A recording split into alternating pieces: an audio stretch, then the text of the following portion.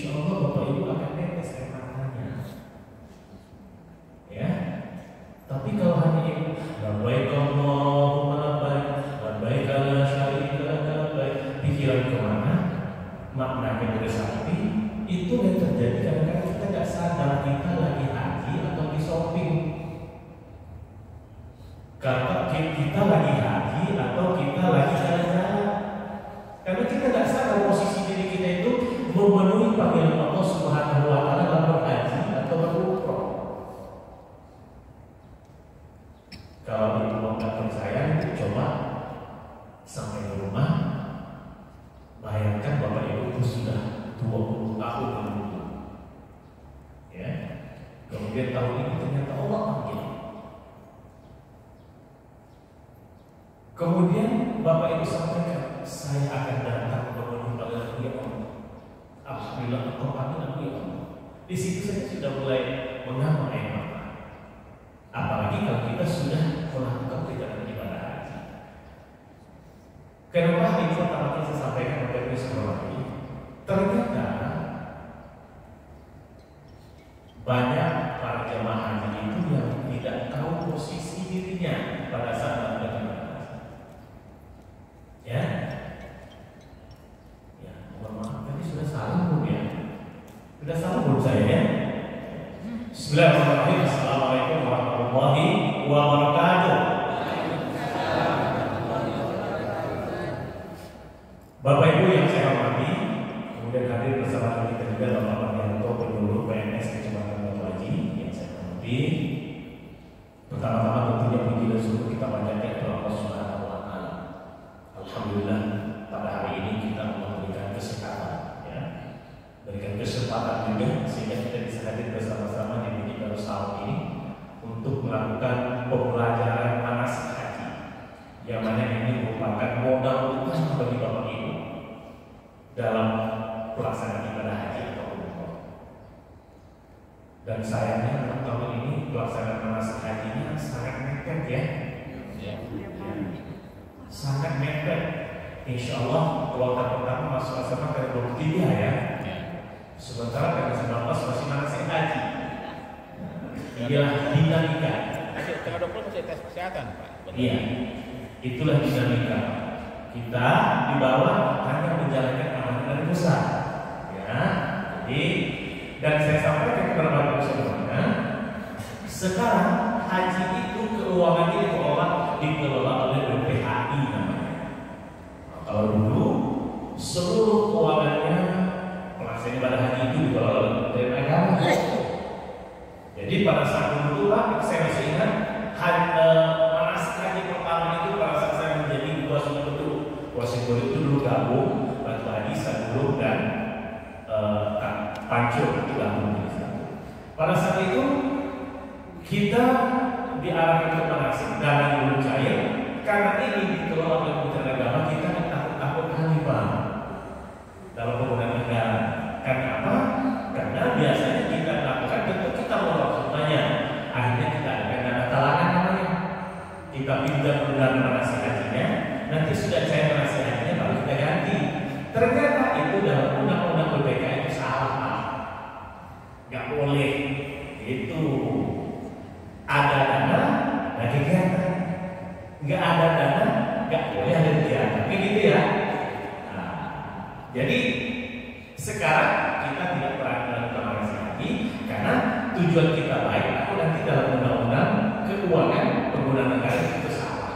Sehingga itulah sekarang kenapa manasik haji kita udah ada dulu, nggak berani kita melakukan sendiri. Dulu sampai 11 kali tingkat kecepatannya Pak, tingkat kota 5 kali, tingkat kecepatan 11 kali dulu. Nah, sekarang kita ikuti saja. Nah, tapi tidak apa-apa Bapak Ibu seperti yang penting Bapak Ibu ikuti manasik dengan baik. Karena kalau Bapak Ibu tidak ikuti manasik dengan baik, kemungkinan Bapak Ibu nanti tidak akan memiliki ilmu yang baik jelas sehingga pelaksanaan ibadah haji tidak bisa apa. Pengalaman saya haji tahun 2007 haji pertama, ya. Tahun 2007 itu saya haji pertama, saya dapat hadiah. Waktu itu hadiah buat teladan. Jadi saya buat teladan ke provinsi sampai ke nasional, dikasihlah buat teladan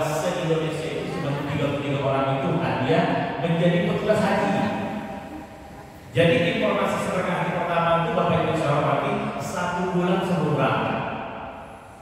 Saya tidak sempat manasik haji, lagi dinas juga, sibuk kasar susah kasih sore orang awal aja tidak sempat sama sekali manasik.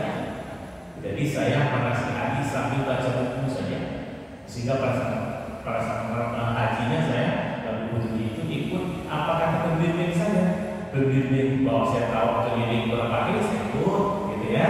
Kemudian itu doanya saya baca pakai buku, gitu. Itulah kondisi. Tapi yang paling penting kita walaupun tidak memiliki ilmu yang banyak, tetapi hal-hal yang prinsip-prinsip dari ibadah itu kita tahu. Nah, itu yang harus kita tahu. Hal-hal yang prinsip yang tidak boleh kita tinggal. Contoh, rukun haji, ya harus tahu.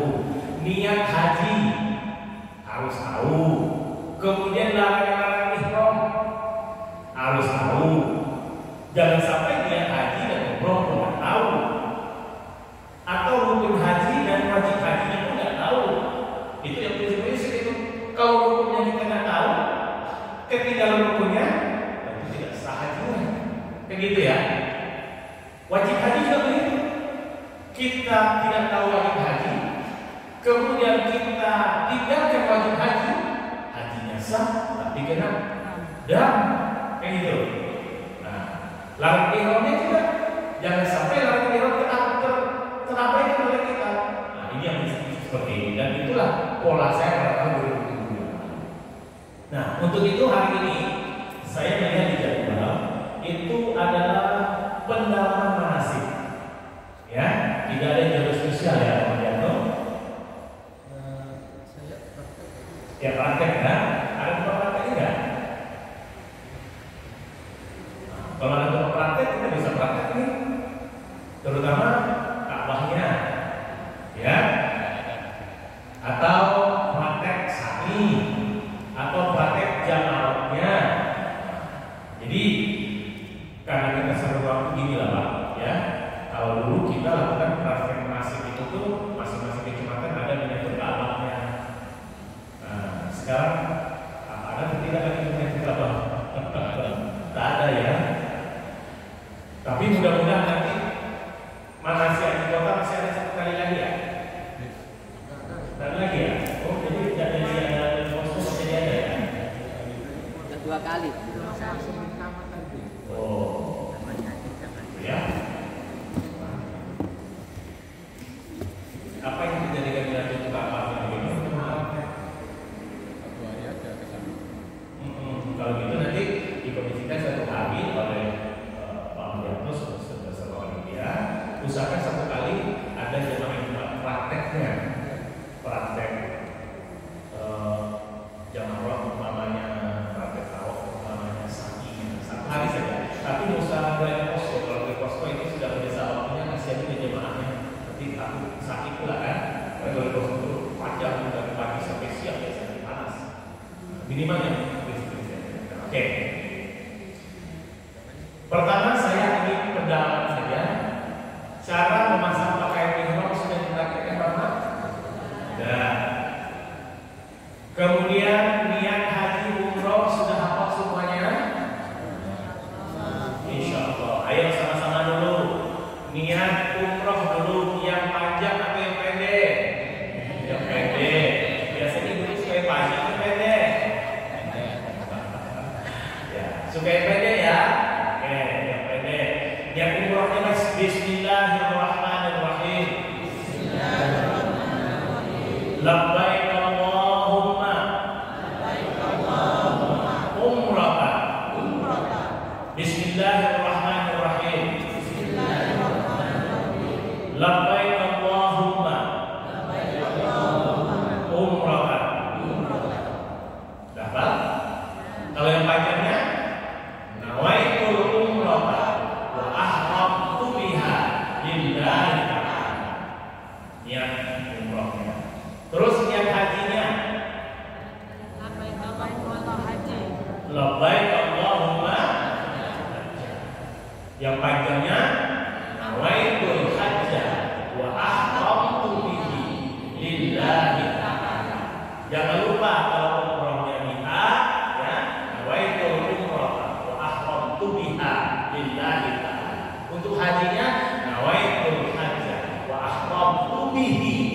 bismillah.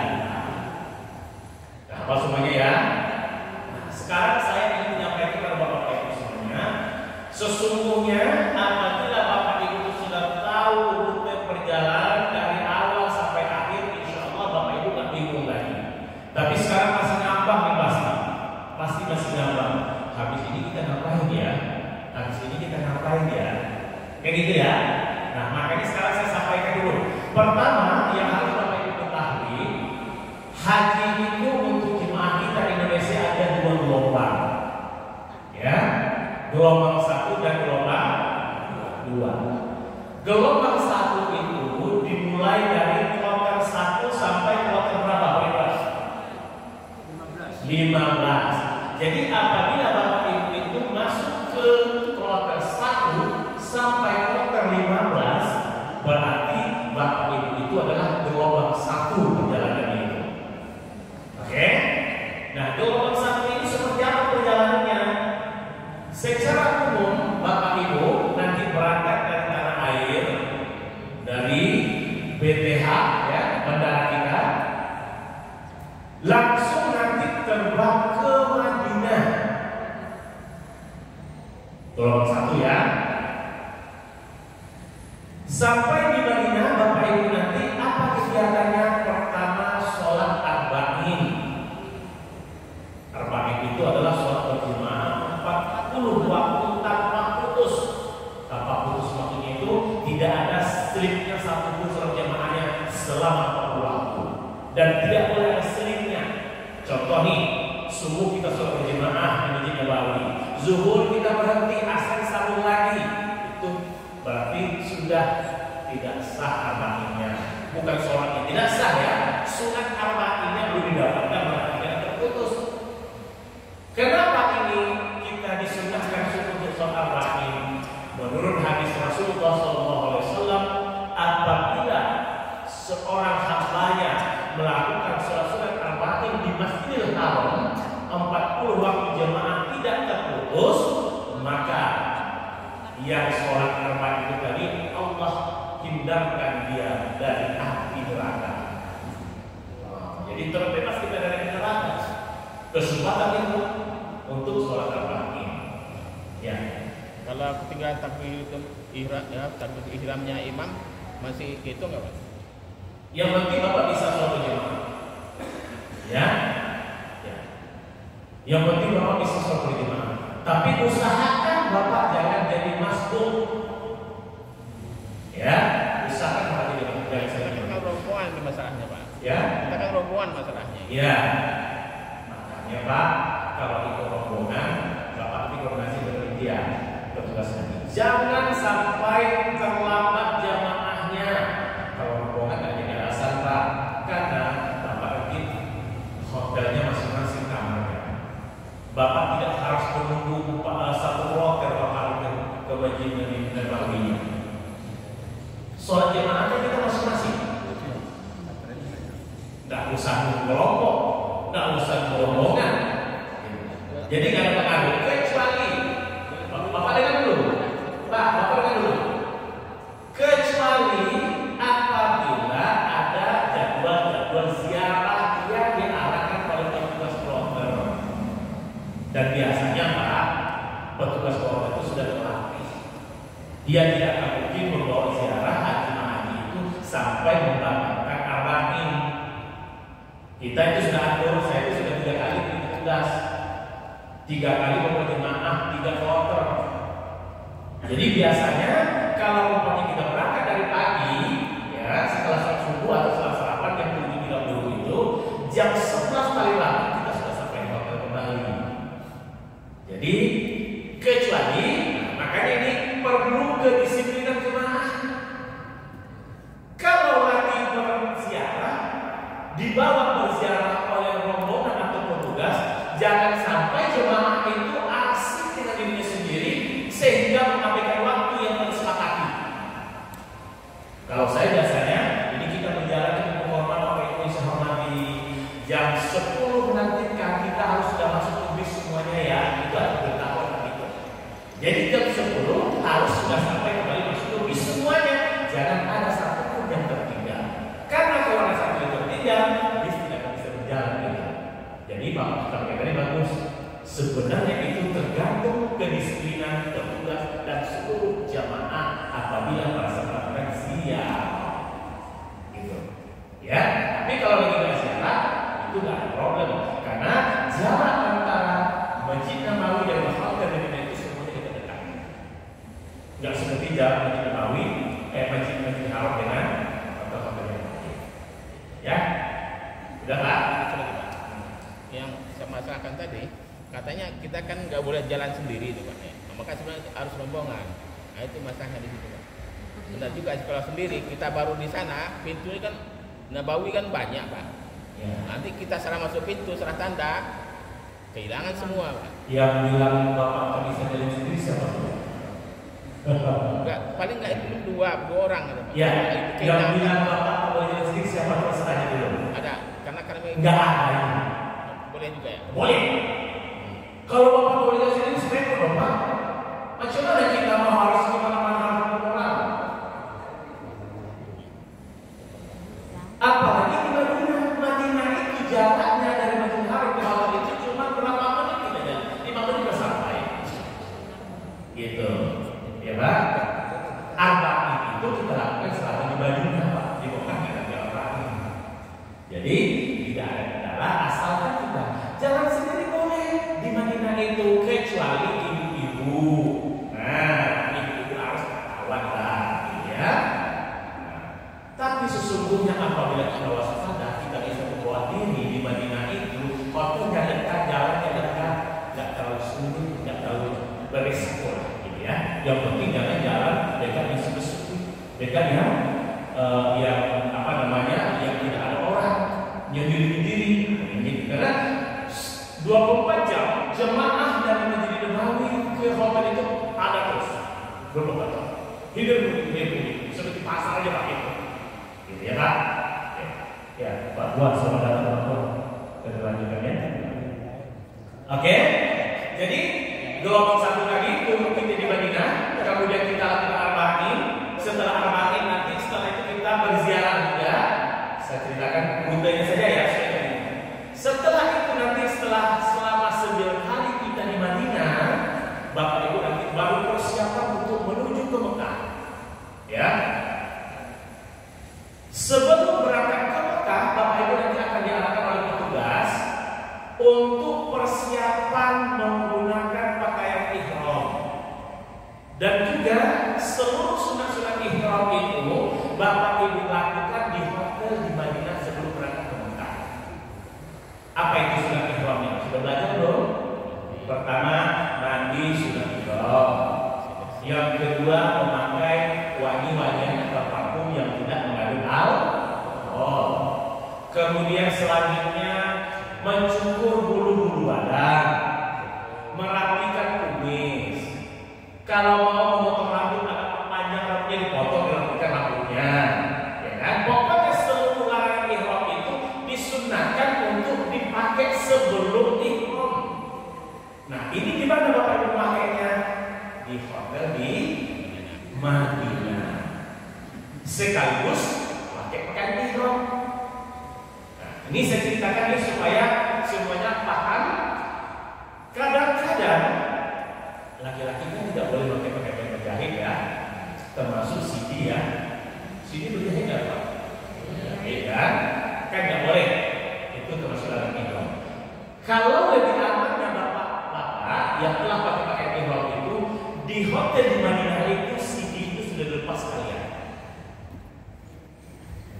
Kalau bisa, kalau nggak bisa, kira-kira nanti akan tidak nggak takut akan lupa, boleh nanti dilepaskannya di Bir Ali. Tetapi biasanya Pak, perjalanan haji itu tuh banyak yang kadang-kadang kita kayak hal-hal yang tidak kita duga. Kadang-kadang terlalu padat di situ untuk masuk susah. Untuk wudhu kadang-kadang antri, untuk kecuali kadang-kadang antri karena kita takut ketinggalan di pesawat atau ketinggalan bus, gitu ya. Lupa celana rumah masih terpakai.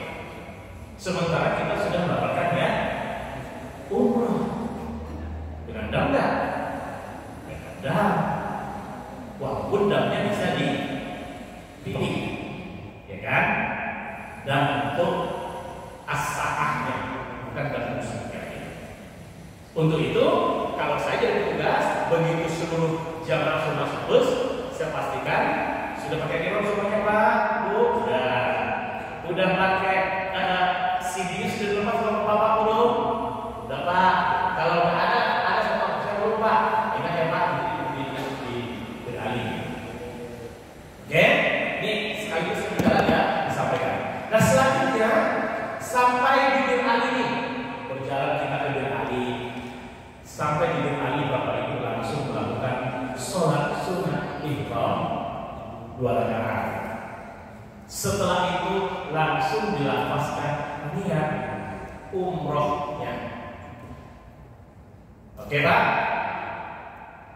Setelah dilafazkan umrohnya, berarti Bapak Ibu itu sudah dalam kondisi ihram, sudah berlaku seluruh ihram.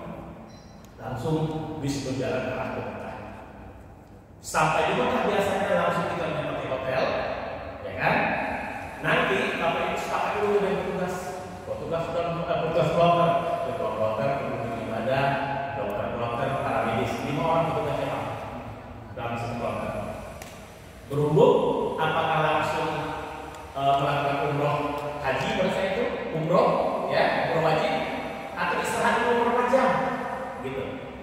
Nah, biasanya kita karena perjalanan dari Mekah ke Madinah itu memakan waktu 4 jam pakai bis. Kalau mudah-mudahan mungkin nggak terlalu risiko, nggak terlalu terasa, tapi kalau yang tua sudah terasa satu pinggang, ya kan? Nah, sehingga nanti di dalam di Mekah itu di hotel kita istirahat dulu. Apakah 3 jam, apakah 2 jam sesuai kesepakatan. Setelah istirahat sebentar, melepaskan lelah dan kondisi itu sudah memungkinkan, baru nanti dilakukan umrohnya bersama-sama. Ya. Ini saya tidak bahas lagi masalah penelitian ya. Barangkali ini sudah pendalaman saya ya.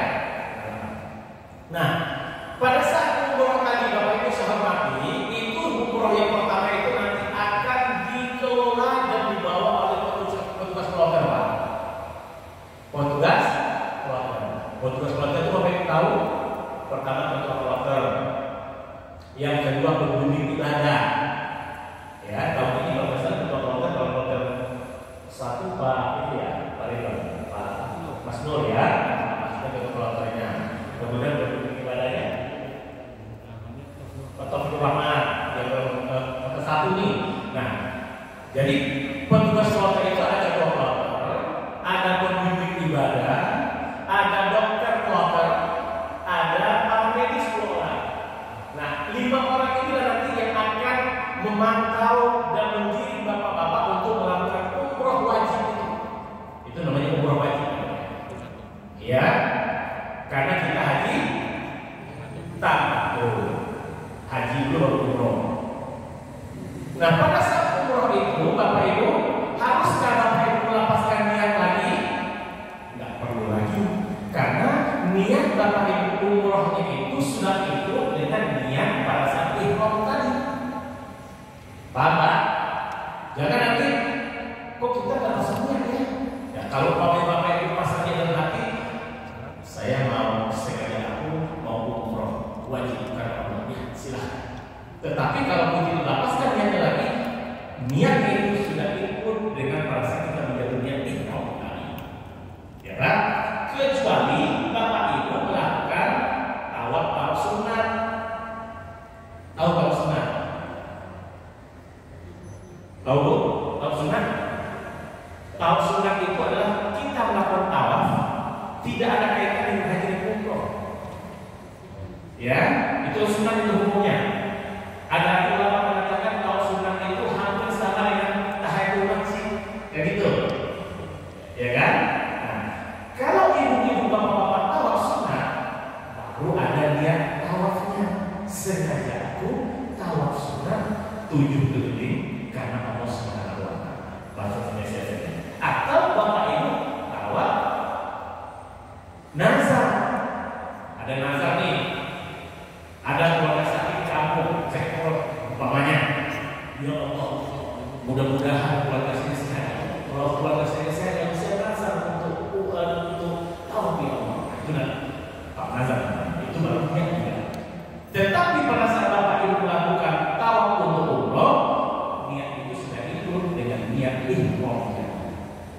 Oke, tawaf.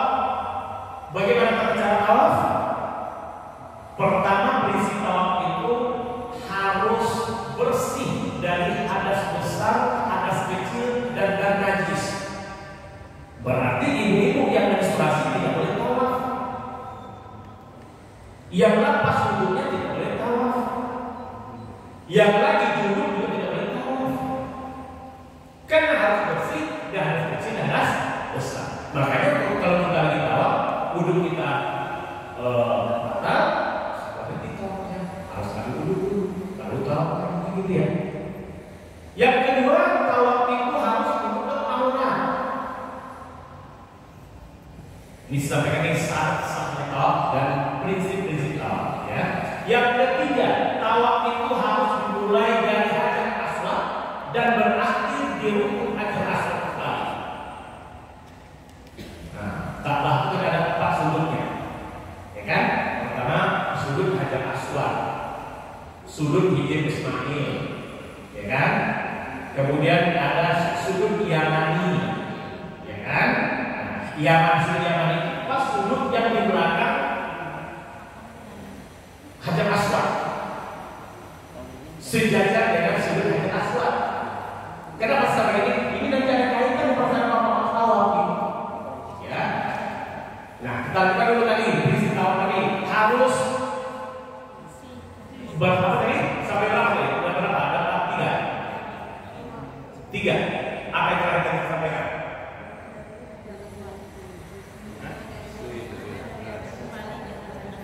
Ya, dan dimulai dari Hajar Aswad harus berakhir di Hajar Aswad. Yang keempat harus 7 kali putaran. Apabila hanya 5 kali, batal tawafnya, nggak sah tawafnya, harus dilakukan 7. Selanjutnya, tawaf itu harus sekeliling Ka'bah dan harus di dalam masjid Nabawi, masjid Haram. Nggak boleh di luar dari masjid Haram. Mana tahu Bapak Ibu nanti kalau terlalu ramai padat di sekitar masjid Haramnya, di Ka'bahnya, Bapak Ibu bukan di luar di teras masjid Haramnya, nggak sah karena harus dalam masjid. Nah, biasanya kalau yang sehat di bawah, kalau yang sakit di surah ada di atas tempatnya. Ya, oke. Kemudian prinsip yang selanjutnya itu memposisikan Ka'bah di sebelah kiri.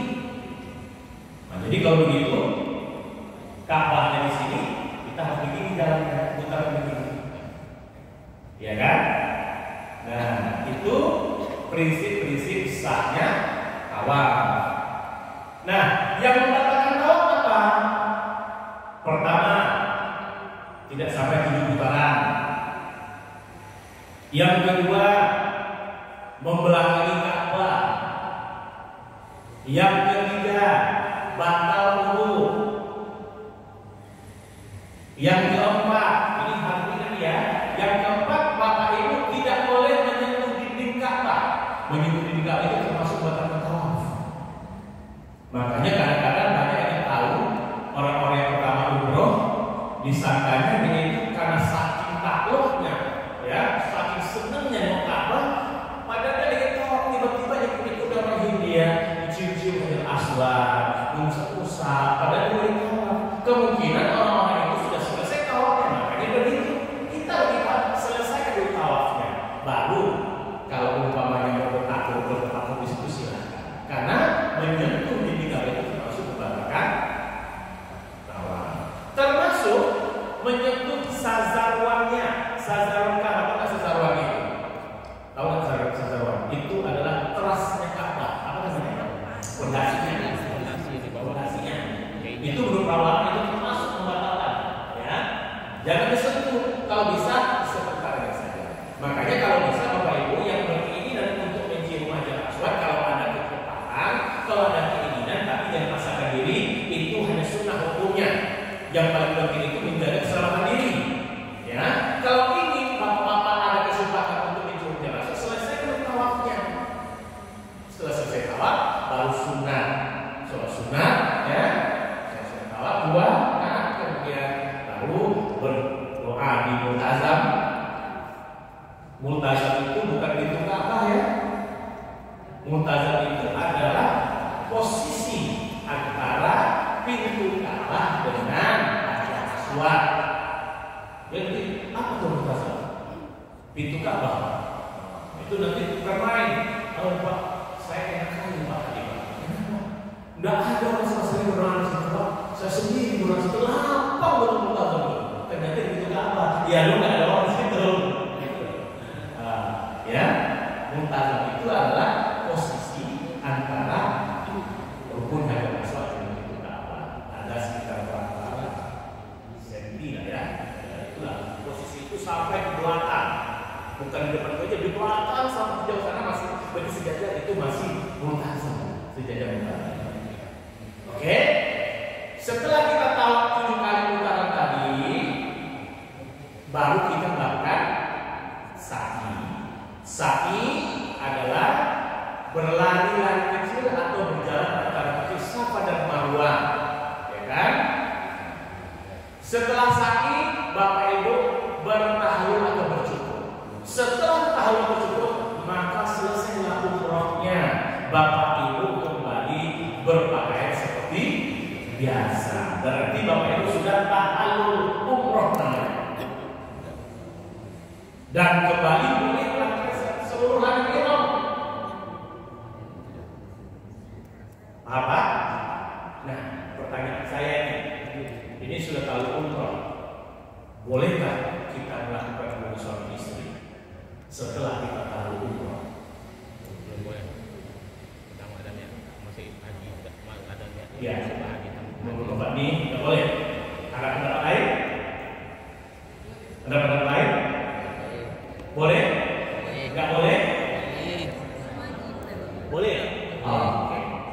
Sesungguhnya dalam manasik tidak ada larangan. Karena kita sudah melakukan umroh, belum masuk rangkaian haji. Rangkaian hajinya baru kita masuk pada tanggal 8 Zulhijjah, pada saat kita melakukan niat untuk hajinya. Nah, tapi mungkin Bapak masuk ke tadi, karena kita ingin dalam mencari ridho Allah Subhanahu wa Ta'ala untuk mencari kualitas yang sebagus-bagusnya, ada sebagian jemaah yang menganggap itu adalah mencampur antara duniawi dengan ukhrawi, sehingga dihindarkan. Ya kalau prinsipnya seperti itu ya monggo. Aslinya boleh. Ya, tapi aslinya boleh. Tapi kan ini kita haji tamattu Pak. Itu kan ada hubungan antara umrah tamattu sama haji ya Pak? Enggak ya? Enggak ada. Ya, karena itu haji tamattu, umroh dulu, selesai umrohnya dulu. Udah selesai umrohnya, ya kamu haji. Gitu loh Pak.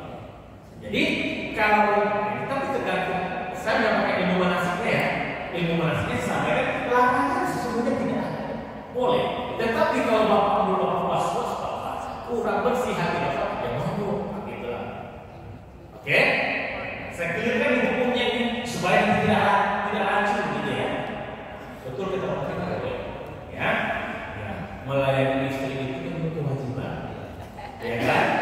Apa jadinya kalau istri selama berminggu-minggu tidak melayani juga tidak baik juga. Gitu ya. Oke. Ini Oke Pak. Sekarang kan ada celana model apa yang kayak pampers itu Pak. Itu kan nggak ada jahitan. Boleh nggak dipakai pakai kurang? kalau menurut saya itu sudah pakai jahit. Ada jahitannya nggak? Iya. Kalau dijahit dibiarkan. Sifatnya hal-hal dakma yuridu ila ma yuridu. Hal-hal yang meragukan ditinggalkan saja. Yang tidak meragukan dijalankan. Itu prinsip saya. Kalau prinsip saya seperti itu Pak. Nah, itu kan ada jahitannya. Apalagi pampers itu sesungguhnya kalau terbawa dalam kita itu kan juga bagian dari najis kan? Iya kan? Kecuali kalau uzur. Harus pakai pampers. Umpamanya mohon maaf, pipisnya nggak tahu yang keluar. Buang air besar nggak tahu yang keluar. Takut berceceran di lantai-lantai masjid haram. Nah, itu mungkin boleh. Tetapi kalau secara kasih segar bugar, kita masih ngerti dengan pipis kita keluarnya atau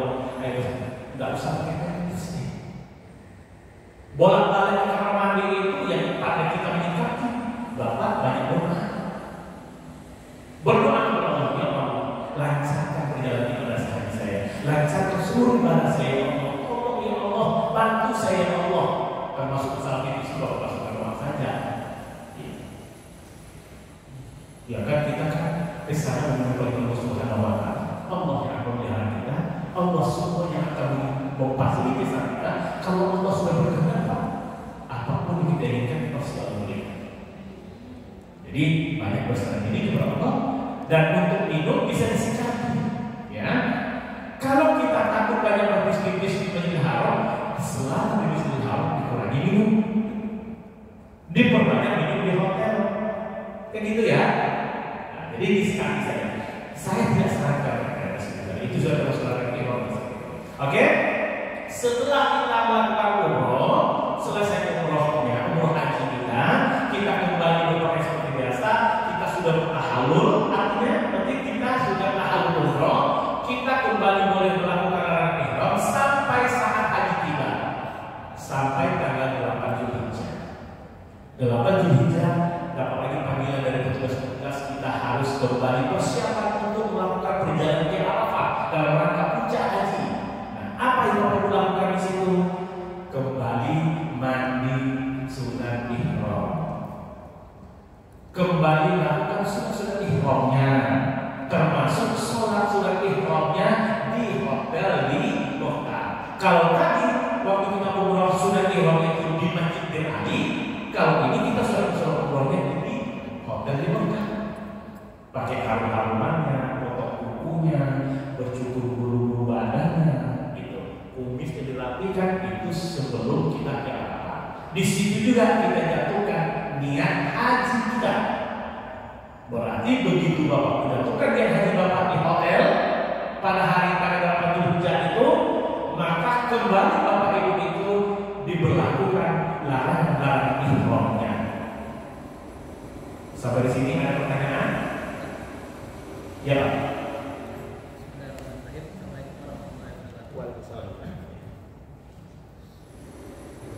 Ya, silakan.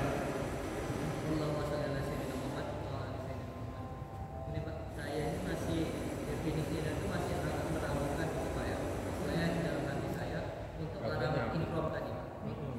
Larangan ihram itu kan dikatakan bahwa tidak bolehnya menggunakan pakaian yang berjahit, ya kan? Nah, seperti kami lelaki misalnya Pak, bahwa dikatakan kalau kita menggunakan alas kaki itu tidak boleh melebihi dari kaki. Nah, di zaman sekarang ini bahwa banyak sekali metode-metode digunakan untuk alas kaki itu seperti sepatu dan sandal yang istilahnya notabene itu ada beberapa jahitan-jahitan kecil. Nah, apakah itu termasuk pakaian yang melekat pada tubuh kita apa hanya aksesoris? Dan sementara kemarin dijelaskan juga bahwa kita juga sudah boleh menyandang tas yang kita gunakan. Sementara tas itu juga kan ada jahitannya seperti itu. Nah, yang pertama Pak. Dan kedua untuk tambahan, kalau kita berbicara tentang teori Pak, teori yang seperti ini mungkin mohon maaf, saya saja yang usianya masih belum lansia ibaratnya kan, itu aja hanya teori mungkin masih ngambang-ngambang Pak. Membayangkan itu entah mana Pak. Alangkah baiknya mungkin ada teori walaupun hanya satu kali prakteknya itu insya Allah jadi kita tetap kita tahu nggak ini nah. Terima kasih Pak. Ya. Assalamualaikum. Waalaikumsalam. Ya, betul sekali ya Pak. Tadi mengenai tadi mereka disampaikan bahwa kalau bisa nanti disepakati oleh jemaah, kalau jemaah saya insya Allah hari ini saya ketemu dengan jemaah saya, rencana saya mungkin entah hari Rabu atau hari Selasa sore kami akan melakukan praktek di tempat yang ada minat Ka'bahnya. Kalau kita tidak di asrama haji tidak memungkinkan, kita cari cara nanti kita prakteknya, ya. Tapi kalau saya hari ini, kalau ada tempat praktek saya siap untuk prakteknya. Tetapi mohon maaf panitia tidak ada menyediakan tempat prakteknya, ya. Itu Pak. Ya, nanti bisa panitia usulkan, walaupun di luar dari schedule manasik, nggak apa-apa yang kita praktek saja. Minimal sekali. Dan minimal yang penting itu adalah wukuf, kemudian syai, kemudian juga jamarotnya. Minimal itu, 3 itu minimal. Nah, kalau kita bayar saya ya Pak. Yang kedua mengenai larangan ihram, ya Pak. Di dalam ilmu manasik Yang dilarang yang berjahit itu adalah pakaian. Pakaian berarti yang menutup aurat. Ya, baju atau celana. Ini khusus laki-laki. Kalau untuk perempuan kan gampang.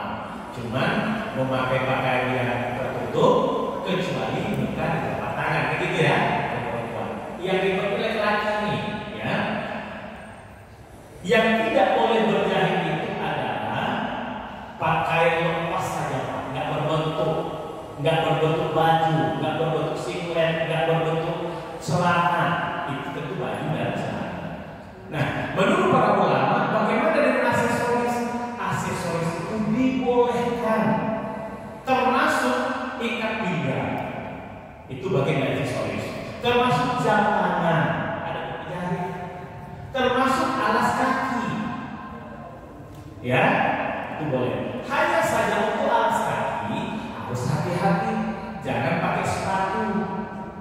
Kalaupun pakai, usahakan yang terbuka, terutama terbuka mata kakinya. Saya tidak menyarankan sepatu ya.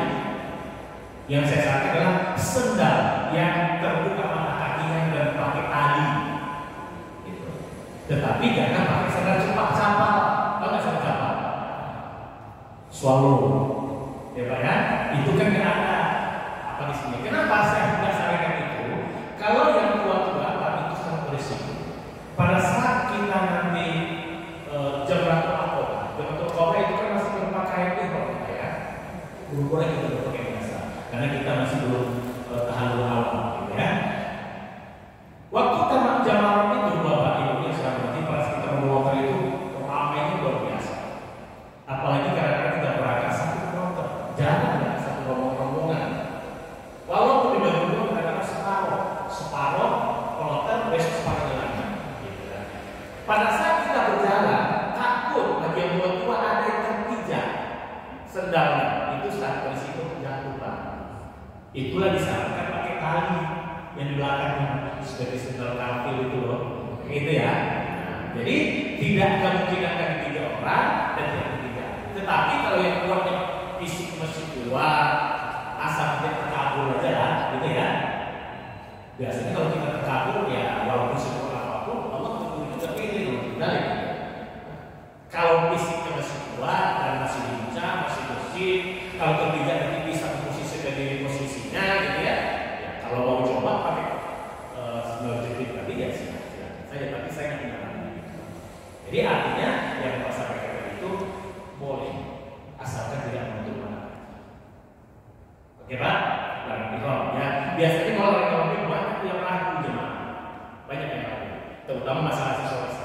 Para ulama sepakat aksesoris pada saat kita lagi ihram itu pakai, silakan, boleh.